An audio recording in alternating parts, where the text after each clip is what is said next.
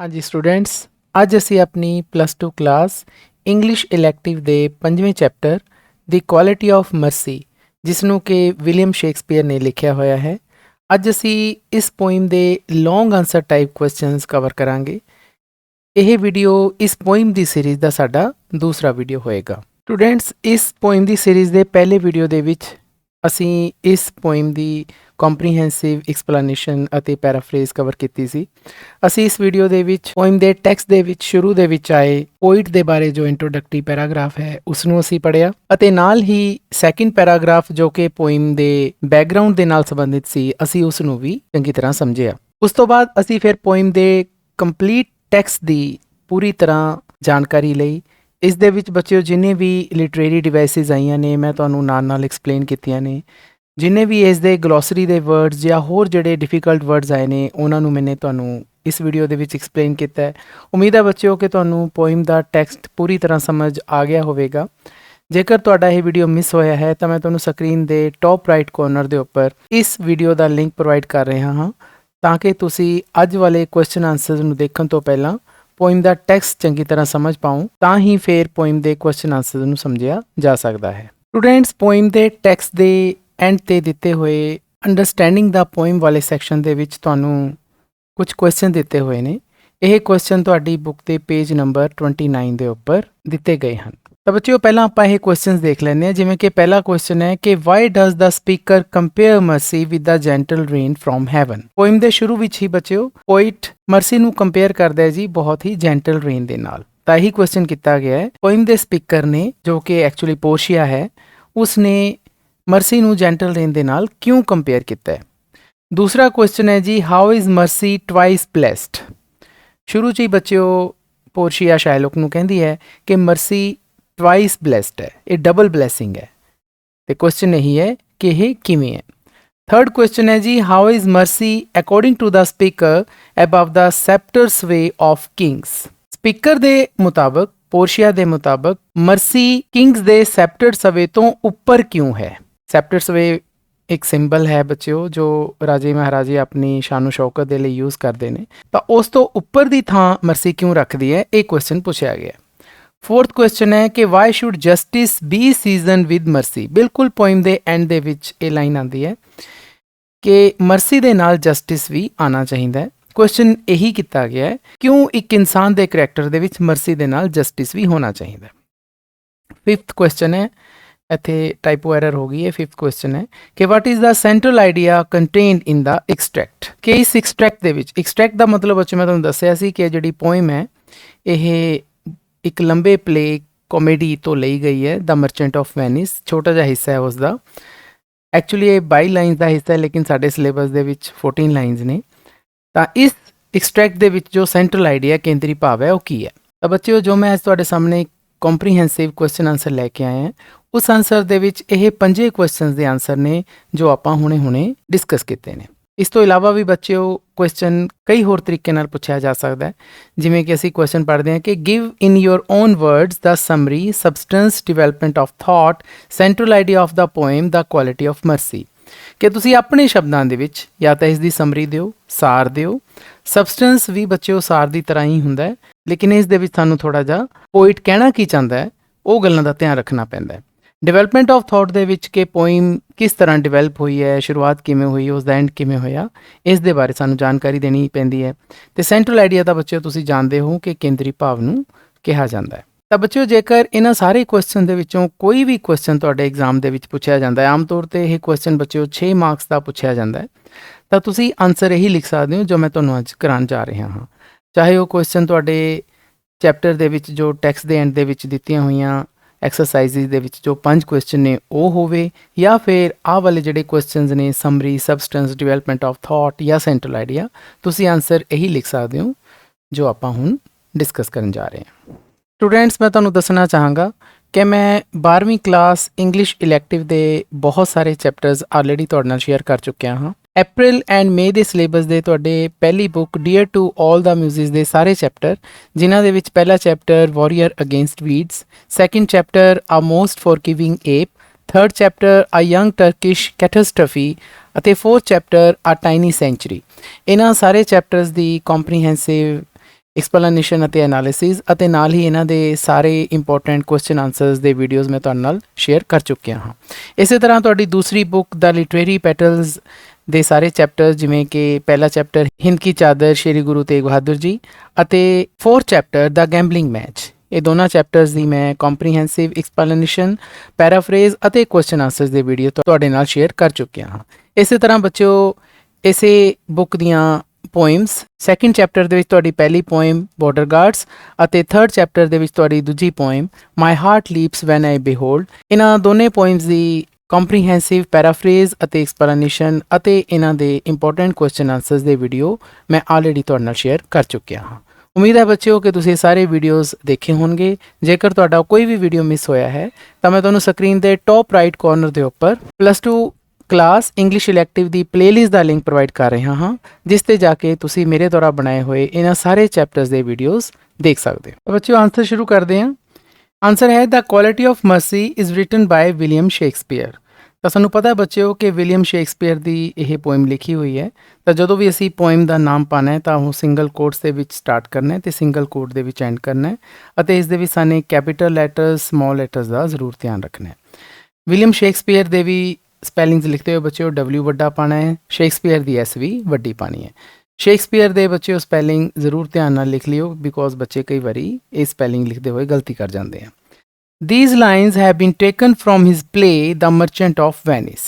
ਸਾਨੂੰ ਇਹ ਵੀ ਪਤਾ ਬੱਚਿਓ ਕਿ ਇਹ ਪੋਇਮ ਉਸਦੇ ਇੱਕ ਪਲੇ, ਵਿਲੀਅਮ ਸ਼ੇਕਸਪੀਅਰ ਦੇ ਇੱਕ play the merchant of Venice ਦੇ ਵਿੱਚੋਂ ਲਈ ਗਈ ਹੈ। ਤਾਂ ਬੱਚਿਓ ਇੱਥੇ ਮੇਰੇ ਤੋਂ ਇੱਕ ਟਾਈਪੋ ਐਰਰ ਹੋਈ ਹੈ। ਤੁਸੀਂ ਇੱਥੇ ਦ ਮਰਚੈਂਟ ਆਫ ਵੈਨਿਸ ਦੇ ਕੋਟਸ ਨਹੀਂ ਪਾਣੇ, ਇਹ ਗਲਤ ਪੈ ਗਏ।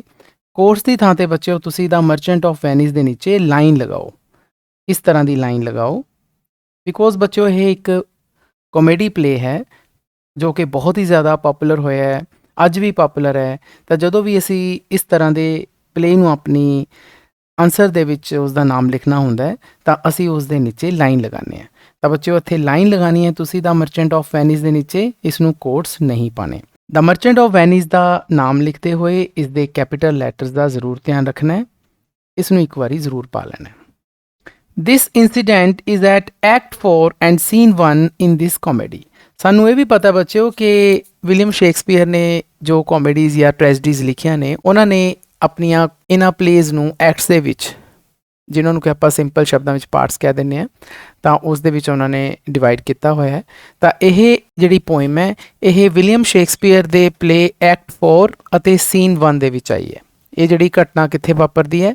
ਇਸ ਕਾਮੇਡੀ ਦੇ ਐਕਟ 4 ਅਤੇ ਸੀਨ 1 ਦੇ ਵਿੱਚ ਇਹ ਘਟਨਾ ਵਾਪਰਦੀ ਹੈ। ਤਾਂ ਬੱਚਿਓ ਇੱਥੇ ਤੁਸੀਂ ਐਕਟ 4 ਅਤੇ ਸੀਨ 1 ਇਸੇ ਤਰ੍ਹਾਂ ਹੀ ਪਾਣਾ ਹੈ। ਸਾਨੂੰ ਇਹ ਵੀ ਪਤਾ ਬੱਚਿਓ ਇਹ ਪਲੇ ਇੱਕ ਕਾਮੇਡੀ ਹੈ, ਬਿਕੋਜ਼ ਇਸ ਦਾ ਇੱਕ ਸੁਖਾਂਤ ਅੰਤ ਹੁੰਦਾ ਹੈ, ਇਸ ਕਰਕੇ ਅਸੀਂ ਇਸ ਪਲੇ ਨੂੰ ਕਾਮੇਡੀ ਕਹਿੰਦੇ ਹਾਂ। ਦ ਪੋਇਮ ਇਜ਼ ਅ ਮੋਨੋਲੋਗ। ਪੋਇਮ ਇੱਕ ਮੋਨੋਲੋਗ ਦੀ ਤਰ੍ਹਾਂ ਹੈ।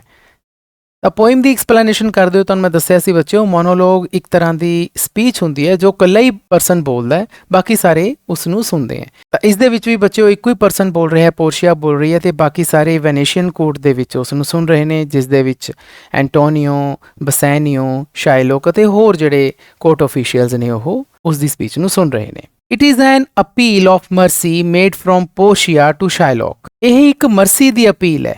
ਮਰਸੀ ਦਾ ਮਤਲਬ ਬੱਚਿਓ ਦਇਆ ਨੂੰ ਕਿਹਾ ਜਾਂਦਾ ਹੈ, ਤੇ ਇੱਕ ਦਇਆ ਦੀ ਅਪੀਲ ਹੈ ਜੋ ਕਿ ਪੋਰਸ਼ੀਆ ਦੁਆਰਾ ਕੀਤੀ ਗਈ ਹੈ। ਮੇਡ ਫਰੋਮ ਪੋਰਸ਼ੀਆ, ਪੋਰਸ਼ੀਆ ਦੇ ਸਪੈਲਿੰਗ ਬੱਚਿਓ ਧਿਆਨ ਨਾਲ ਪਾਣੀ ਹੈ, ਪੀ ਵੱਡੀ ਪਾਣੀ ਹੈ, ਅਤੇ ਇਹ ਅਪੀਲ ਕਿਸ ਨੂੰ ਕੀਤੀ ਗਈ ਹੈ? ਸ਼ਾਇਲੋਕ ਨੂੰ। ਸ਼ਾਇਲੋਕ ਦੀ ਵੀ ਐਸ ਵੱਡੀ ਪਾਣੀ ਹੈ। ਸ਼ਾਇਲੋਕ ਇੱਕ ਜਿਊ ਮਰਚੈਂਟ ਹੈ ਜਿਸ ਤੋਂ ਕਿ ਐਂਟੋਨੀਓ ਨੇ ਉਧਾਰ ਲਿਆ ਹੋਇਆ ਹੈ, ਲੇਕਿਨ ਉਧਾਰ ਚੁਕਾ ਨਹੀਂ ਪਾਉਂਦਾ। ਹੁਣ ਸ਼ਾਇਲੋਕ ਐਂਟੋਨੀਓ ਦਾ, ਜਿਸ ਤਰ੍ਹਾਂ ਕਿ ਲੈਟਰ ਦੇ ਵਿੱਚ ਉਸ ਤੋਂ ਉਸਨੇ ਸਾਈਨ ਕਰਾਏ ਸੀ, ਉਸ ਦਾ 1 ਪਾਊਂਡ ਉਸ ਦੇ ਫਲੈਸ਼ ਦਾ ਲੈਣਾ ਚਾਹੁੰਦਾ ਹੈ। ਜੇਕਰ ਉਹ ਇਸ ਤਰ੍ਹਾਂ ਕਰਦਾ ਹੈ ਤਾਂ ਡੈਫੀਨੇਟਲੀ ਹੈ ਕਿ ਐਂਟੋਨੀਓ ਦੀ ਡੈਥ ਹੋਏਗੀ। ਇਸ ਕਰਕੇ ਪੋਰਸ਼ੀਆ ਸ਼ਾਇਲੋਕ ਨੂੰ ਅਪੀਲ ਕਰਦੀ ਹੈ ਕਿ ਤੂੰ ਉਸ ਦੀ ਜਾਨ ਬਖਸ਼ ਦੇ। ਤਾਂ ਇਹ ਪੂਰੀ ਪੋਇਮ ਇੱਕ ਤਰ੍ਹਾਂ ਦੀ ਅਪੀਲ ਹੈ। In this poem the poet tells us the importance of mercy in human behaviour. ਇਸ ਪੋਇਮ ਦੇ ਵਿੱਚ ਪੋਇਟ ਸਾਨੂੰ ਇਹ ਦੱਸਦਾ ਹੈ ਕਿ ਮਰਸੀ ਦੀ ਕੀ ਇੰਪੋਰਟੈਂਸ ਹੈ, ਕੀ ਮਹੱਤਤਾ ਹੈ ਹਿਊਮਨ ਬਿਹੇਵੀਅਰ ਦੇ ਵਿੱਚ, ਮਨੁੱਖੀ ਸੁਭਾਅ ਦੇ ਵਿੱਚ। ਦੇਖੋ ਹਰ ਇੱਕ ਪਰਸਨ ਦੇ ਸੁਭਾਅ ਦੇ ਵਿੱਚ ਤਰ੍ਹਾਂ ਤਰ੍ਹਾਂ ਦੇ ਗੁਣ ਹੁੰਦੇ ਨੇ, ਲੇਕਿਨ ਮਰਸੀ ਨੂੰ ਸਭ ਤੋਂ ਉੱਤਮ ਗੁਣ ਮੰਨਿਆ ਗਿਆ ਇਸ ਪੋਇਮ ਦੇ ਵਿੱਚ, ਤੇ ਇਹੀ ਇੰਪੋਰਟੈਂਸ ਇਸ ਪੋਇਮ ਦੇ ਵਿੱਚ ਦੱਸੀ ਗਈ ਹੈ। ਸਟੂਡੈਂਟਸ, ਮੈਂ +1 ਅਤੇ +2 ਕਲਾਸਿਸ ਦੇ ਜਨਰਲ ਇੰਗਲਿਸ਼ ਅਤੇ ਇਲੈਕਟਿਵ ਇੰਗਲਿਸ਼ ਦੇ ਬਹੁਤ ਸਾਰੇ ਵੀਡੀਓਜ਼ ਬਣਾਏ ਹੋਏ ਹਨ। ਇਹਨਾਂ ਵੀਡੀਓਜ਼ ਨੂੰ ਦੇਖਣ ਦੇ ਲਈ ਤੁਸੀਂ YouTube ਦੀ ਸਰਚ ਬਾਰ ਤੇ ਜਾ ਕੇ ਦੀਪਕ Sood love learning to lead type ਕਰੋ। ਰਿਜ਼ਲਟ ਵਿੱਚ ਆਈ ਪਹਿਲੀ ਸਾਈਟ ਦੇ ਦੀਪਕ ਸੂਦ ਦੇ ਜਾ ਕੇ ਕਲਿੱਕ ਕਰੋ ਤਾਂ ਇਸ ਤਰ੍ਹਾਂ ਤੁਸੀਂ ਚੈਨਲ ਤੇ ਪਹੁੰਚ ਜਾਵੋਗੇ, ਜਿੱਥੇ ਤੁਸੀਂ ਵੀਡੀਓਜ਼ ਦਾ ਇੱਕ ਸੈਕਸ਼ਨ ਦੇਖੋਗੇ। ਵੀਡੀਓਜ਼ ਤੇ ਕਲਿੱਕ ਕਰੋ, ਤੁਹਾਨੂੰ ਮੇਰੀਆਂ ਬਣਾਈਆਂ ਹੋਈਆਂ ਸਾਰੀਆਂ ਵੀਡੀਓਜ਼ ਤੁਹਾਨੂੰ ਮਿਲ ਜਾਣਗੀਆਂ। ਇਸ ਦੇ ਵਿੱਚ +1 +2 ਦੀਆਂ ਸਾਰੀਆਂ ਕਲਾਸਿਸ ਦੀਆਂ ਜੋ ਮੈਂ ਵੀਡੀਓਜ਼ ਬਣਾਈਆਂ ਹਨ ਉਹ ਸ਼ਾਮਿਲ ਹਨ। ਪਲੇਲਿਸਟ ਵਾਲੇ ਸੈਕਸ਼ਨ ਤੇ ਜਾ ਕੇ ਤੁਸੀਂ ਸਾਰੀਆਂ ਪਲੇਲਿਸਟ ਪ੍ਰਾਪਤ ਕਰ ਪਾਓਗੇ, ਜਿਵੇਂ ਕਿ ਕਲਾਸ 12 ਦੀ ਪਲੇਲਿਸਟ ਚੌਥੇ ਨੰਬਰ ਤੇ ਹੈ। ਇਸ ਤੇ ਤੁਸੀਂ ਜਾ ਕੇ ਜਦੋਂ ਵਿਊ ਫੁੱਲ ਪਲੇਲਿਸਟ ਕਰੋਗੇ ਤਾਂ ਤੁਹਾਨੂੰ ਕਲਾਸ 12 ਦੀਆਂ ਸਾਰੀਆਂ ਵੀਡੀਓਜ਼ ਮਿਲ ਜਾਣਗੀਆਂ। ਇਸੇ ਤਰ੍ਹਾਂ ਤੁਸੀਂ ਬਾਕੀ ਕਲਾਸ 11 ਉਹਨਾਂ ਦੀ ਪਲੇਲਿਸਟ ਤੇ ਜਾ ਕੇ ਸਾਰੀਆਂ ਵੀਡੀਓਜ਼ ਪ੍ਰਾਪਤ ਕਰ ਸਕਦੇ ਹੋ। ਅਤੇ ਇਸੇ ਤਰ੍ਹਾਂ ਮੈਂ ਕਲਾਸ 11 ਤੇ ਕਲਾਸ 12 ਦੀਆਂ ਗ੍ਰਾਮਰ ਦੀਆਂ ਵੀਡੀਓ ਲਿਸਟ ਬਣਾਈ ਹੋਈ ਹੈ, ਤਾਂ ਉਹ ਸਾਰੀਆਂ ਵੀਡੀਓਜ਼ ਤੁਹਾਨੂੰ ਪ੍ਰਾਪਤ ਹੋ ਜਾਣਗੀਆਂ। ਅਤੇ ਇੱਕ ਪਲੇਲਿਸਟ ਇੰਗਲਿਸ਼ ਇਲੈਕਟਿਵ ਕਲਾਸ 11 ਦੀ ਵੀ ਹੈ, ਅਤੇ ਉਸ ਦੇ ਵਿੱਚ ਤੁਹਾਨੂੰ ਸਾਰੀਆਂ ਕਲਾਸ 11 ਦੀਆਂ ਪਲੇਲਿਸਟ ਪ੍ਰਾਪਤ ਹੋ ਜਾਣਗੀਆਂ। ਤਾਂ ਮੈਂ ਤੁਹਾਨੂੰ ਸਾਰਿਆਂ ਨੂੰ ਅਪੀਲ ਕਰਦਾ ਹਾਂ ਕਿ ਇੱਕ ਵਾਰ ਤੁਸੀਂ Deepak Sood love learning to lead channel ਤੇ ਜ਼ਰੂਰ ਵਿਜ਼ਿਟ ਕਰੋ। We can not show mercy by force.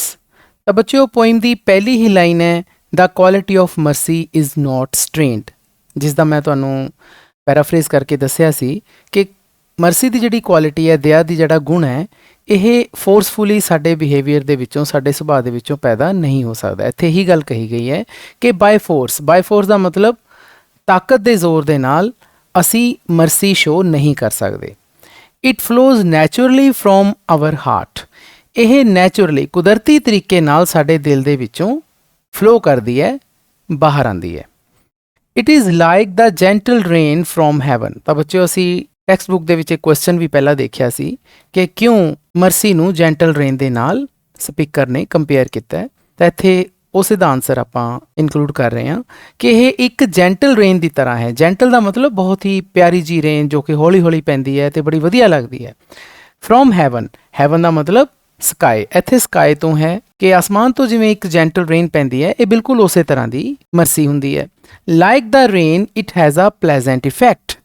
Rain ਦੀ ਤਰ੍ਹਾਂ ਜਿਵੇਂ ਇੱਕ ਜੈਂਟਲ ਰੇਨ ਹੁੰਦੀ ਹੈ ਬੱਚੇ, ਉਹ ਕਿਸੇ ਤਰ੍ਹਾਂ ਦਾ ਕੋਈ ਨੁਕਸਾਨ ਨਹੀਂ ਕਰਦੀ। ਦੇਖੋ, ਬਹੁਤ ਹੀ ਭਾਰੀ ਵਰਖਾ ਤਾਂ ਤੁਹਾਨੂੰ ਪਤਾ ਹੈ ਤਬਾਹੀ ਮਚਾ ਦਿੰਦੀ ਹੈ, ਲੇਕਿਨ ਜਿਹੜੀ ਜੈਂਟਲ ਰੇਨ ਹੁੰਦੀ ਹੈ, ਹੌਲੀ ਹੌਲੀ ਜੀ ਜਿਹੜੀ ਵਰਖਾ ਪੈਂਦੀ ਹੈ, ਉਹ ਸਾਰਿਆਂ ਦਾ ਫਾਇਦਾ ਹੀ ਕਰਦੀ ਹੈ, ਨੁਕਸਾਨ ਕਿਸੇ ਦਾ ਨਹੀਂ ਕਰਦੀ। ਇਸੇ ਤਰ੍ਹਾਂ ਰੇਨ ਦੇ ਨਾਲ ਮਰਸੀ ਨੂੰ ਕੰਪੇਅਰ ਕੀਤਾ ਗਿਆ ਹੈ ਕਿ ਮਰਸੀ ਦੇ ਵੀ, ਇੱਥੇ ਇਟ ਦਾ ਮਤਲਬ ਮਰਸੀ ਤੋਂ ਹੈ, ਕਿ ਮਰਸੀ ਦਾ ਵੀ ਪਲੇਜ਼ੈਂਟ ਇਫੈਕਟ ਹੁੰਦਾ ਹੈ। ਪਲੇਜ਼ੈਂਟ ਦਾ ਮਤਲਬ ਬਹੁਤ ਹੀ ਵਧੀਆ ਇਫੈਕਟ ਹੁੰਦਾ ਹੈ। Mercy is a double blessing. ਤਾਂ ਟੈਕਸਟ ਬੁੱਕ ਦੇ ਵਿੱਚ ਬੱਚਿਓ ਦੂਸਰਾ ਕੁਐਸਚਨ ਆਇਆ ਸੀ ਕਿ ਮਰਸੀ ਡਬਲ ਬਲੈਸਿੰਗ ਕਿਵੇਂ ਹੈ। ਤਾਂ ਉਹਦਾ ਆਨਸਰ ਅਸੀਂ ਇੱਥੇ ਇਨਕਲੂਡ ਕੀਤਾ ਹੈ ਕਿ ਮਰਸੀ ਇੱਕ ਡਬਲ ਬਲੈਸਿੰਗ ਹੈ। ਦੋ ਤਰ੍ਹਾਂ ਦੀ ਅਸੀਸ ਹੁੰਦੀ ਹੈ ਜੀ ਇਹ। It blesses both the giver and the taker. ਇਹ ਬਲੈਸ ਕਰਦੀ ਹੈ, ਅਸੀਸ ਦਿੰਦੀ ਹੈ, ਗਿਵਰ ਨੂੰ ਵੀ ਅਤੇ ਟੇਕਰ ਨੂੰ ਵੀ। ਇੱਥੇ ਗਿਵਰ ਦਾ ਮਤਲਬ ਹੈ ਜੋ ਮਰਸੀ ਦਿਖਾਉਂਦਾ ਹੈ, ਅਤੇ ਟੇਕਰ ਦਾ ਮਤਲਬ ਜਿਸ ਦੇ ਉੱਪਰ ਮਰਸੀ ਕੀਤੀ ਜਾਂਦੀ ਹੈ। ਦੇਖੋ, ਦੋ ਪਰਸਨ ਹੁੰਦੇ ਆ ਨਾ, ਇੱਕ ਤਾਂ ਪਰਸਨ ਜਿਹੜਾ ਮਰਸੀ ਦਿਖਾਏਗਾ ਉਸ ਨੂੰ ਗਿਵਰ ਕਿਹਾ ਗਿਆ ਹੈ, ਅਤੇ ਜੋ ਮਰਸੀ ਰਿਸੀਵ ਕਰੇਗਾ ਉਸ ਨੂੰ ਟੇਕਰ ਕਿਹਾ ਗਿਆ ਹੈ। ਪੋਇਮ ਦੇ ਵਿੱਚ ਵੀ ਬੱਚਿਓ ਤੀਸਰੀ ਲਾਈਨ ਆਉਂਦੀ ਹੈ ਕਿ ਇਟ ਇਜ਼ ਟਵਾਈਸ ਬਲੈਸਡ, ਕਿ ਮਰਸੀ ਜਿਹੜੀ ਹੈ ਉਹ ਡਬਲ ਬਲੈਸਿੰਗ ਹੈ। ਫਿਰ ਚੌਥੀ ਲਾਈਨ ਆਉਂਦੀ ਹੈ it blesseth him that gives and him that takes. ਤਾਂ ਮੈਂ ਇਹ ਲਾਈਨ ਤੁਹਾਨੂੰ ਚੰਗੀ ਤਰ੍ਹਾਂ ਐਕਸਪਲੇਨ ਕੀਤੀ ਸੀ ਪਿਛਲੇ ਵੀਡੀਓ ਦੇ ਵਿੱਚ। The giver wins the love of God. ਹੁਣ ਇਹ ਡਬਲ ਬਲੈਸਿੰਗ ਕਿਵੇਂ ਹੈ? ਦੇਖੋ, ਜਿਹੜਾ ਗਿਵਰ ਹੈ ਮਤਲਬ ਕਿ ਜੋ ਮਰਸੀ ਦਿਖਾਉਂਦਾ ਹੈ, ਉਸ ਨੂੰ ਪਰਮਾਤਮਾ ਦਾ ਪਿਆਰ ਮਿਲਦਾ ਹੈ। ਲਵ ਆਫ ਗੋਡ, ਗੋਡ ਇੱਥੇ ਬੱਚਿਓ ਜੀ ਵੱਡੀ ਪਾਣੀ ਹੈ, ਕਿਉਂਕਿ ਮਰਸੀ ਕੀ ਹੈ? ਪਰਮਾਤਮਾ ਦੀ ਕੁਆਲਿਟੀ ਹੈ। ਤਾਂ ਇੱਕ ਤਰੀਕੇ ਦੇ ਨਾਲ ਲਵ ਆਫ ਗੋਡ ਕਿਹਨੂੰ ਮਿਲਦਾ ਹੈ? ਗਿਵਰ ਨੂੰ। The taker is free from his pain. ਅਤੇ ਜੋ ਮਰਸੀ ਪ੍ਰਾਪਤ ਕਰਦਾ ਹੈ ਉਹ ਆਪਣੇ ਦੁੱਖਾਂ ਤੋਂ ਆਜ਼ਾਦ ਹੋ ਜਾਂਦਾ ਹੈ। ਦੇਖੋ, ਮਰਸੀ ਆਪਾਂ ਜਿਸ ਤੇ ਦਿਖਾਵਾਂਗੇ, ਕਿਉਂ ਦਿਖਾਵਾਂਗੇ? ਕਿਉਂਕਿ ਕੋਈ ਇਨਸਾਨ ਦੁੱਖਾਂ 'ਚ ਹੈ ਨਾ, ਉਹ ਦੁੱਖ ਤਕਲੀਫ 'ਚ ਹੈ। ਤਾਂ ਜਦੋਂ ਉਸ ਨੂੰ ਮਰਸੀ ਮਿਲਦੀ ਹੈ ਤਾਂ ਉਸਦੇ ਦੁੱਖ ਤਕਲੀਫ ਦੂਰ ਹੋ ਜਾਂਦੇ ਨੇ। ਤਾਂ ਮਰਸੀ ਡਬਲ ਬਲੈਸਿੰਗ ਹੋ ਗਈ। ਇੱਕ ਤਾਂ ਬਲੈਸਿੰਗ ਹੋ ਗਈ, ਪਰਮਾਤਮਾ ਨੇ ਕਿਰਪਾ ਕਰਤੀ ਉਸ ਬੰਦੇ ਤੇ ਜਿਸ ਨੇ ਮਰਸੀ ਦਿਖਾਈ, ਅਤੇ ਦੂਸਰੇ ਬੰਦੇ ਜਿਸ ਦੇ ਉੱਪਰ ਮਰਸੀ ਦਿਖਾਈ ਗਈ ਹੈ ਉਸ ਦੇ ਦੁੱਖ ਦੂਰ ਹੋ ਗਏ। ਤਾਂ ਇਸ ਤਰੀਕੇ ਨਾਲ ਇਹ ਡਬਲ ਬਲੈਸਿੰਗ ਹੋ ਗਈ। Mercy is the divine quality. ਮੈਂ ਪਹਿਲਾਂ ਹੀ ਕਹਿ ਚੁੱਕਿਆ ਬੱਚਿਓ ਕਿ ਮਰਸੀ ਇੱਕ ਰੱਬੀ ਕੁਆਲਿਟੀ ਹੈ। ਡਿਵਾਈਨ ਦਾ ਮਤਲਬ ਇੱਥੇ ਰੱਬੀ ਹੋ ਗਿਆ, ਰੱਬ ਦੀ ਕੁਆਲਿਟੀ ਹੈ ਇਹ। If a person is powerful he can show more mercy. ਜੇਕਰ ਪਰਸਨ ਪਾਵਰਫੁਲ ਹੈ, ਮਤਲਬ ਕਿ ਉਹ ਸ਼ਕਤੀਸ਼ਾਲੀ ਹੈ, ਤਾਂ ਉਹ ਜ਼ਿਆਦਾ ਮਰਸੀ ਦਿਖਾ ਸਕਦਾ ਹੈ। ਤਾਂ ਬੱਚਿਓ ਇੱਕ ਲਾਈਨ ਆਈ ਸੀ ਪੋਇਮ ਦੇ ਵਿੱਚ, ਇਸ ਮਾਈਟੀਐਸਟ ਇਨ ਦਾ ਮਾਈਟੀਐਸਟ, ਕਿ ਮਰਸੀ ਆਂਦੀ ਉਹ ਉਸ ਪਰਸਨ ਦੇ ਵਿੱਚ ਹੈ ਜੋ ਕਿ ਪਾਵਰਫੁਲ ਹੁੰਦਾ ਹੈ। ਤਾਂ ਇੱਥੇ ਇਸੇ ਗੱਲ ਦਾ ਜ਼ਿਕਰ ਕੀਤਾ ਗਿਆ ਹੈ। The sceptre is the symbol of the king's power.